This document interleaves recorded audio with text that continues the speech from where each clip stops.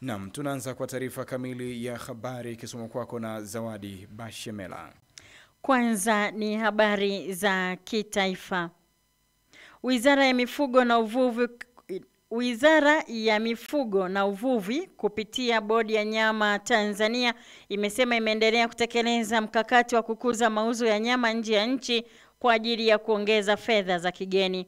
Hayo yamebainishwa na Dr. Ashatu Kijaji leo bungeni jijini Dodoma wakati akiwasilisha hotuba ya bajeti ya Wizara ya Mifugo na Uvuvi kwa mwaka 2025-2026.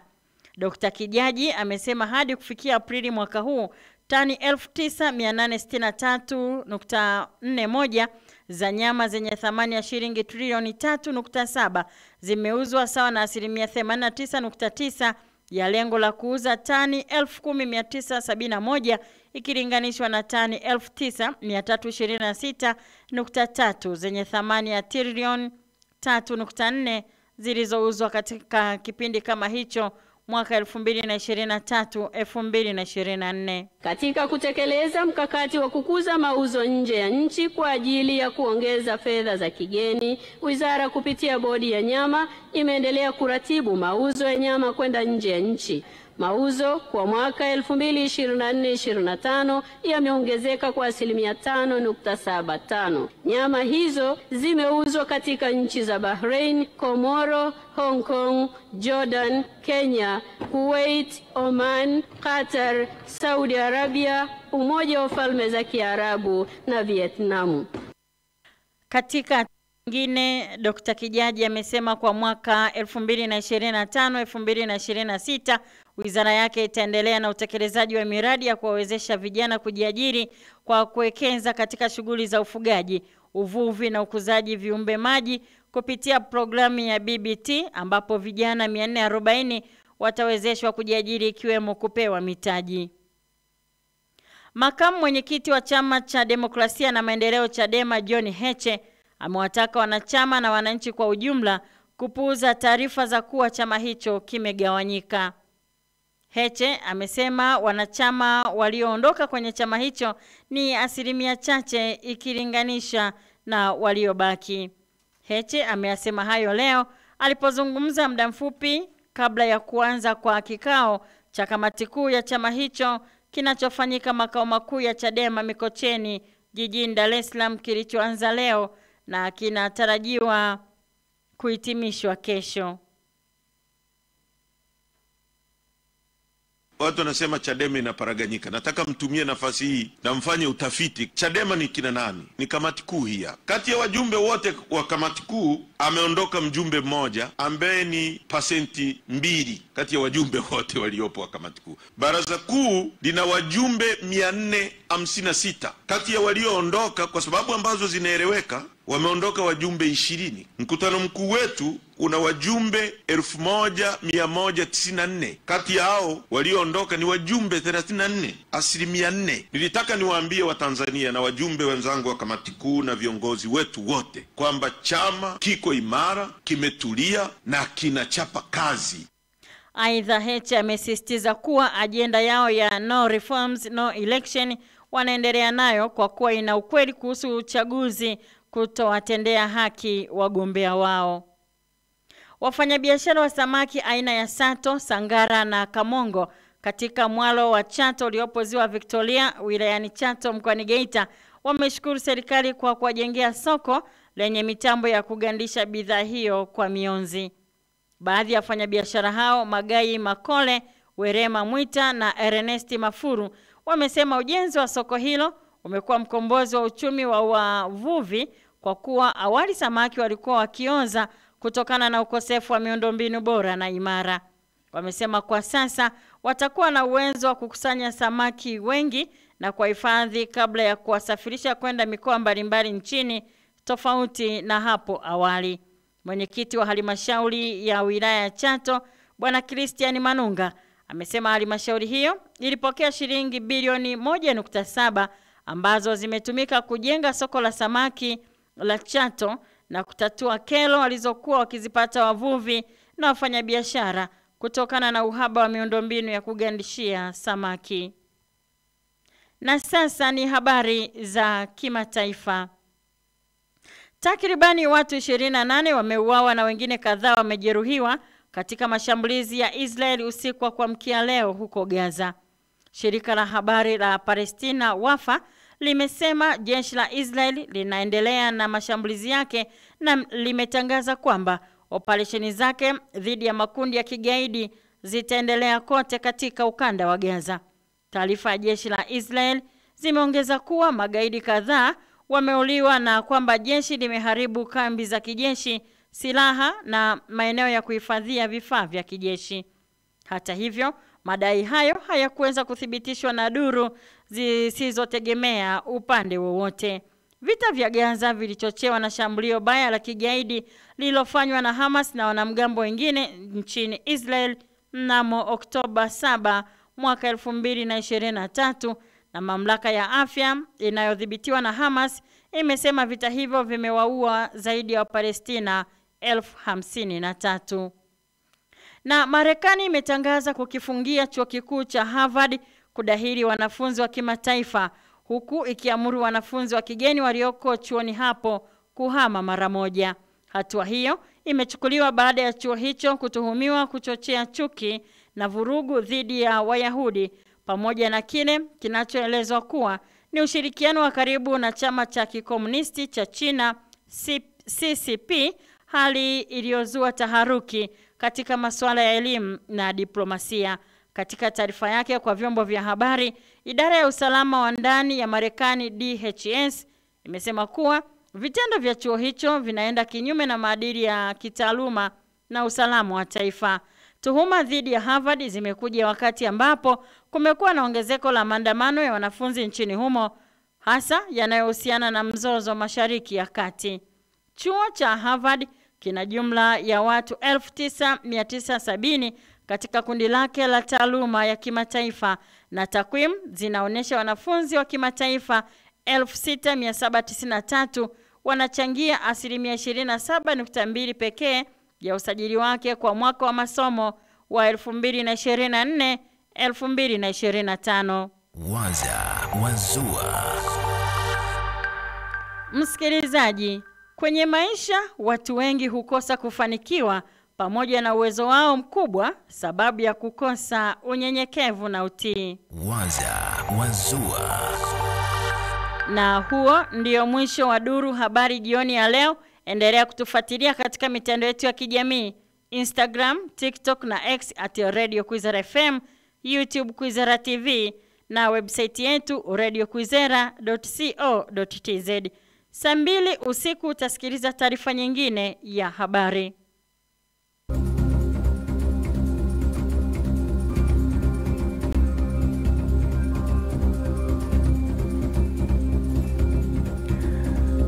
Taarifa ya habari imesomwa kwako na Zawadi Bashemela. Unaendelea kusikiliza makala ya duru zetu alasiri. Hivi sasa ni saa 10 na dakika 10 alasiri kwa saa za Afrika ya Mashariki, sawa na saa 9 na dakika 10 alasiri kwa saa za Afrika ya Kati. Endelea kutuandikia maoni yako kupitia namba ya ujumbe mfupi ya 0692 573615 na maoni yako nitayatazama hapo baadaye. Unaendelea kusikiliza makala ya duru zetu alasiri, habari kuu leo hii.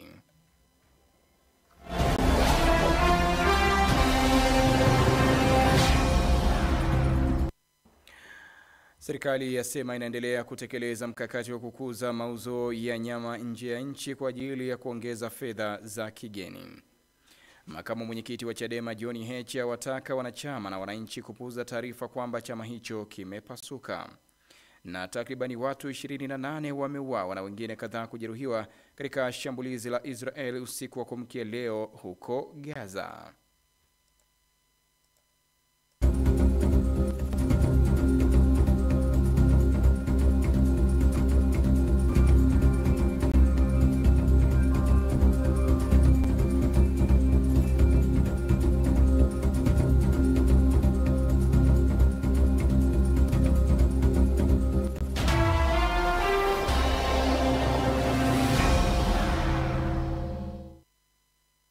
Naam, kama ndo kwanza unajiunga nasi, ni Radio Kwizera FM ikikutangazia kutoka mjini Ngara, Kagera nchini Tanzania, na sasa ni wasaa wa uchambuzi yakinifu wa taarifa zetu ambapo tunaanzia kwa taarifa kwamba sekta ya viwanda ndio chimbuko la maendeleo ya haraka ya nchi mbalimbali na ni muhimili mkuu wa kutegemewa katika kuongeza thamani ya malighafi tulizo nazo, kutoa ajira kwa wananchi na kuongeza mapato ya serikali pamoja na fedha za kigeni na kuongeza na kuboresha sayansi na teknolojia.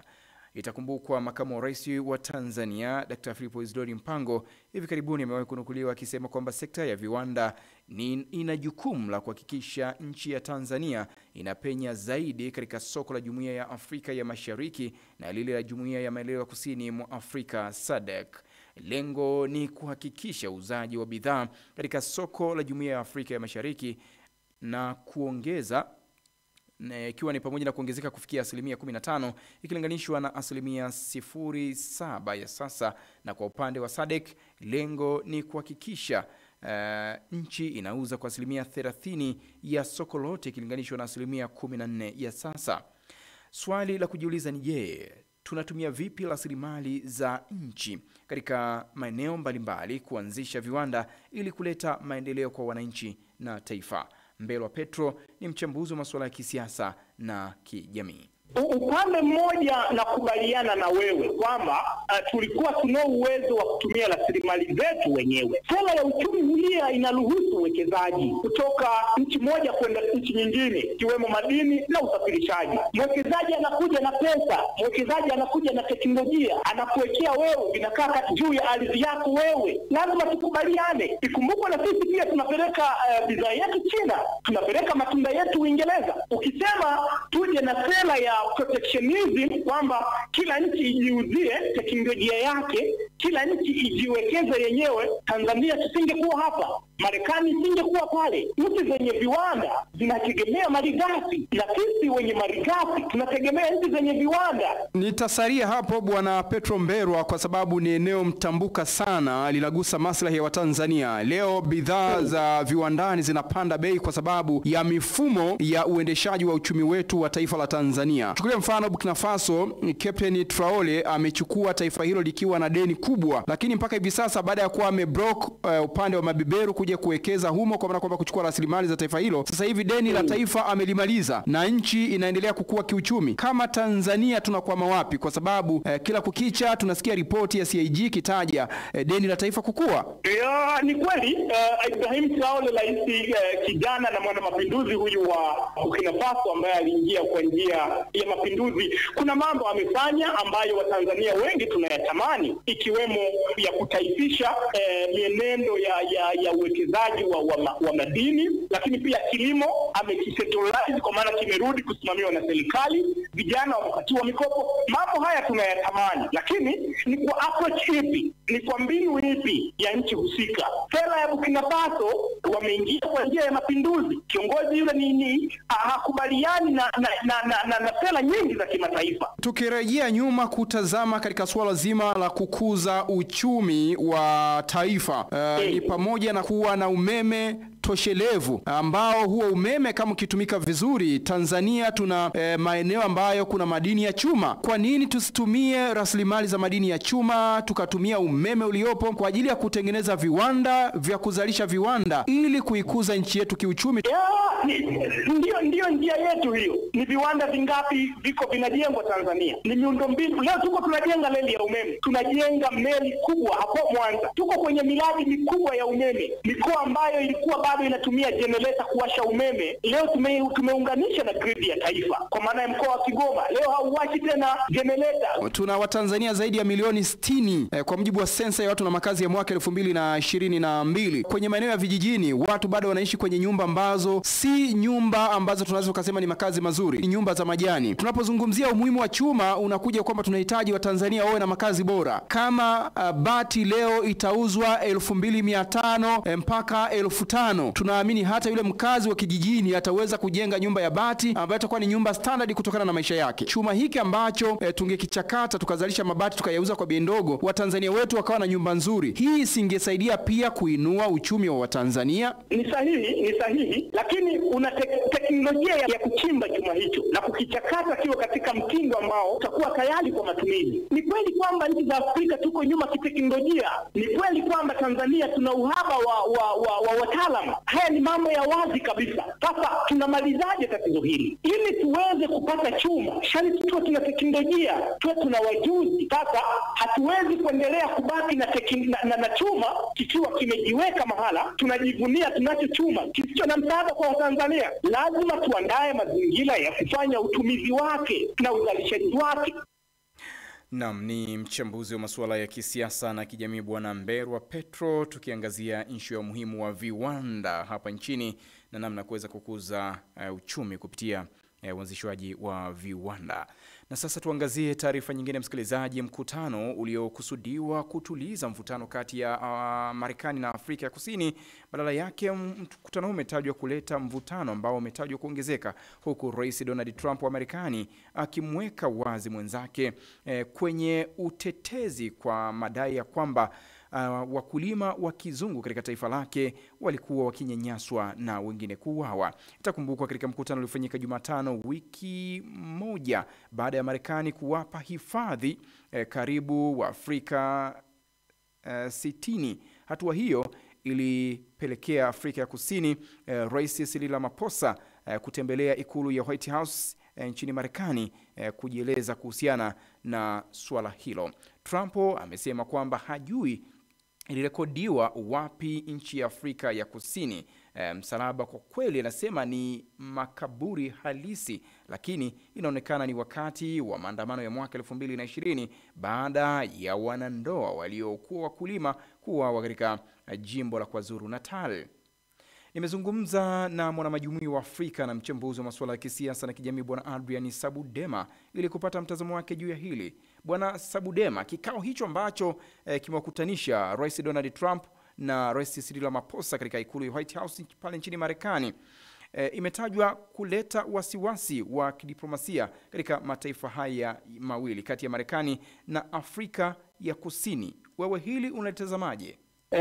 Mimi sidhani kama kitamaliza, lakini mimi naamini kitatuliza kidogo mtifuano, kwa sababu tukumbuke Cyril Ramaphosa ameonyesha ukomavu mkubwa wa diplomasia pale alipokuwa anapangua maswali kwa unyenyekevu, lakini pia kwa busara kubwa, tofauti na mihemko aliyokuwa nayo rais wa Marekani Donald Trump. Mimi ninavyoona ni kwamba kwa sababu migogoro ya Afrika Kusini haijatatuliwa na zile changamoto kubwa zinazowakumba watu wa Afrika Kusini, ikiwemo changamoto kubwa ya ardhi kumilikiwa na watu weupe ambao kimsingi ni watu wenye asili ya Ulaya, lakini kwa upande mmoja ama mwingine wakiwa ni Wamarekani wachache, lakini pia Uingereza na kadhalika, ni kitu ambacho kimewapora haki wa Afrika Kusini weusi ama wazawa wa Afrika Kusini ambao ardhi kwa kweli hawana. Kwa hiyo huu mgogoro hauwezi kumalizwa kirahisi sana, kwa sababu lengo la Marekani ni kwamba watu wale weupe waendelee kubaki na ardhi ya Afrika Kusini kwa zaidi ya 80%, alafu asilimia kama 19, na tukumbuke hiyo 80% ndo ardhi ambayo ina rutuba na ndo ardhi ambayo kwa namna moja ama nyingine ni productive. Moja ya vitu ambavyo aliviashiria rais wa Marekani Donald Trump aliashiria kwamba Afrika ya Kusini kuna ubaguzi wa rangi, lakini pia hivi karibuni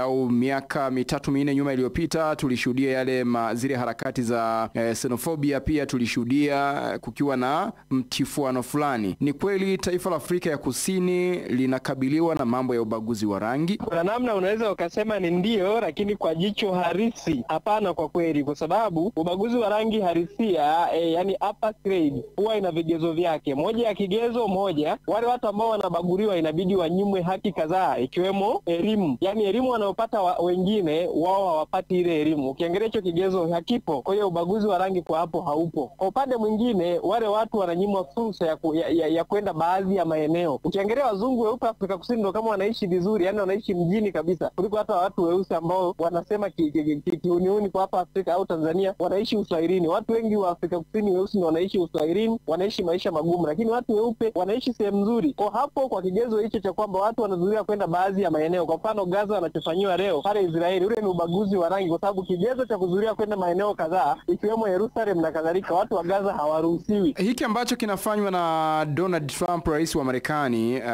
dhidi ya Afrika ya Kusini, hii si kwamba ni ile ya kuingilia moja kwa moja mamlaka za nchi nyingine? Ni kuingilia mamlaka ya nchi nyingine, na ndio pale tunaporudi kwamba Afrika bado haijapata uhuru uhuru wa kweli wa kiuchumi, kwa sababu tukumbuke Afrika Kusini pamoja na kwamba ina ubavu na ingekuwa na ubavu wa kusema itakalokuwa naliwe, kwa sababu hata wasipopata misaada watafanya vizuri, lakini kuna misaada mingi kwenye magonjwa kadhaa kama VVU, virusi vya ukimwi, USAID na kadhalika, ambao Afrika Kusini ilikuwa inaitegemea sana Marekani. Lakini kidiplomasia pia Marekani imewekeza Afrika Kusini na kuna wafanyabiashara wengi pia Afrika Kusini wamewekeza ndani ya Marekani.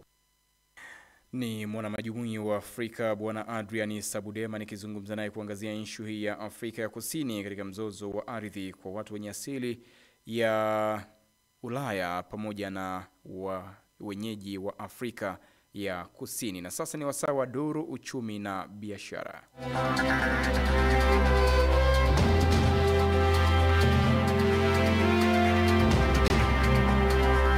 Moja kwa moja tunaungana na mwenzangu Amina Semagogwa. Karibu sana katika wasaa wa duru uchumi na biashara. Asante sana Laurent Gelvas, na leo katika duru uchumi na biashara ni kwamba Wizara ya Mifugo na Uvuvi imeliomba bunge kuidhinisha jumla ya shilingi bilioni 476.65 kwa mwaka wa fedha 2025-2026. Akiwasilisha makadirio ya wizara hiyo leo Mei bungeni jijini Dodoma, Waziri wa Ufugaji na Uvuvi Dr. Ashatu Kijaji amesema kati ya fedha hizo shilingi bilioni 101.51 ni kwa ajili ya matumizi ya kawaida na shilingi bilioni 375.13 ni kwa ajili ya miradi ya maendeleo.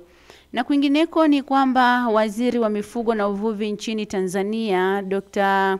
Ashatu Kijaji pia amesema kuimalika kwa biashara ya mazao ya mifugo nchini kwa mwaka 2024-2025 kumechangia kuongezeka kwa ulaji wa mazao ya mifugo.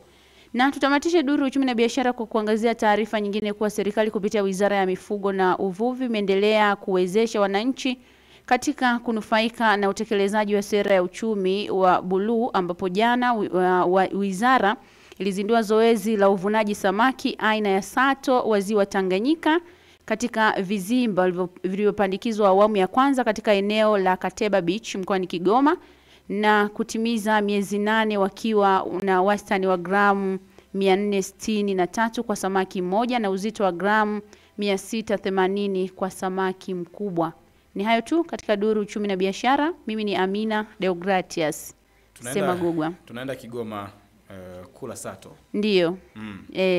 Tupate nguvu. Na si unajua ufugaji kwa njia vizimba. Misuli iwe imara, alafu tunaingia kwenye michezo. Samaki na dagaa. Naam. Mwana michezo. Huko Kigoma sato wanaendaje wakati kuna migebuka? Wanapandwa. Ndio wameanza kupandikizwa kwa njia vizimba. Wanalima. Limo. Unapandikiza haulimi. Kilimo cha samaki bwana. Shukrani sana Amina. Asante. Asante.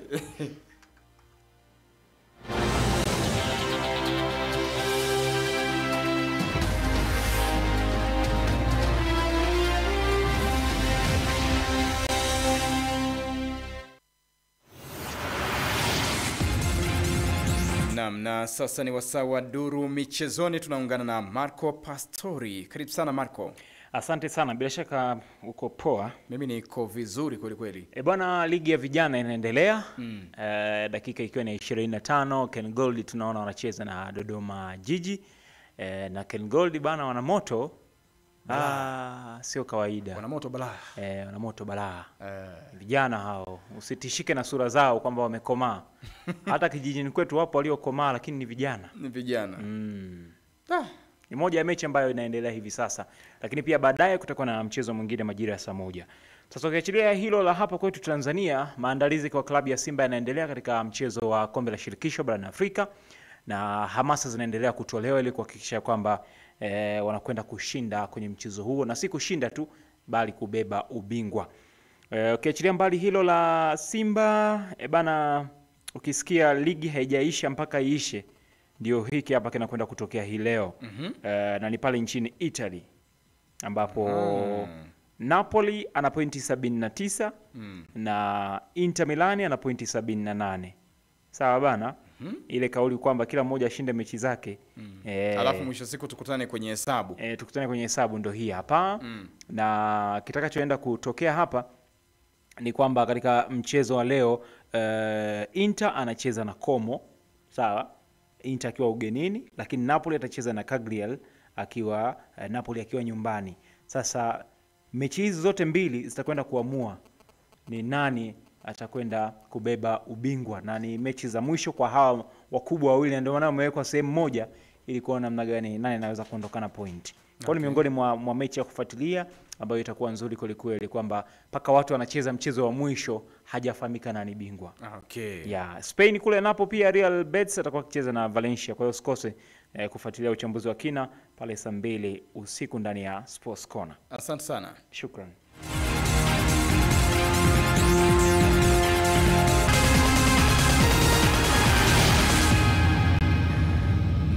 Baada ya taarifa hizo za kimichezo, sasa nipitie ujumbe wako uliotutumia kupitia 0692573615. Nianze na huyu, anasema naitwa mtendaji original kutokea maeneo ya Chambale, Mgamba, Ngara, Kagera, Tanzania. Anasema naitakia maandalizi mema timu yake ya Simba huko Zanzibar katika mchezo Jumapili. Huyu anasema naitwa Nobeti Karibo, anasema ni tokea Kagezi Kibondo kule. Anasema nawatakia Simba kila laheri na Mungu awabariki Simba, Mungu awabariki Tanzania. Asante. Lakini huyo anasema anaitwa Boaz John tokea maeneo ya Kumwendo. Anasema jamani huko Gaza, angalieni vita hivi vitaisha lini? Hawaoni wako wanangamiza raia ambao wasio na hatia.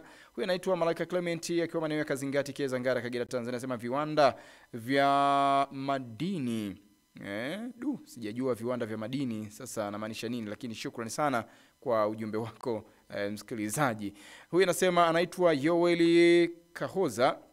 Anasema anatokea maeneo ya kijiji cha Kumgamba, kitongoji cha Bichibo. Anasema tuko pamoja mpaka tamati. Mungu awabariki sana hapo mjengoni. Shukrani sana kwako msikilizaji kwa ujumbe wako huo. Na kwa ujumbe huo nakamilisha makala haya ya duru zetu la siri habari kuu leo hii. Serikali yasema inaendelea kutekeleza mkakati wa kukuza mauzo ya nyama nje ya nchi kwa ajili ya kuongeza fedha za kigeni. Makamu mwenyekiti wa Chadema John Heche wataka wanachama na wananchi kupuuza taarifa kuwa chama hicho kimepasuka. Na takribani watu 28 wameuawa na wengine kadhaa kujeruhiwa katika shambulizi la Israeli usiku wa kuamkia leo huko Gaza. Hadi kufikia hapo ndio nakamilisha makala haya ya duru zetu la siri. Kwa niaba ya Zawadi Bashemela aliyekusomea taarifa kamili ya habari, mimi Laurent Gervas na kutakia alasiri njema na endelea kusalia nasi mpaka pale 2 kamili usiku wa leo.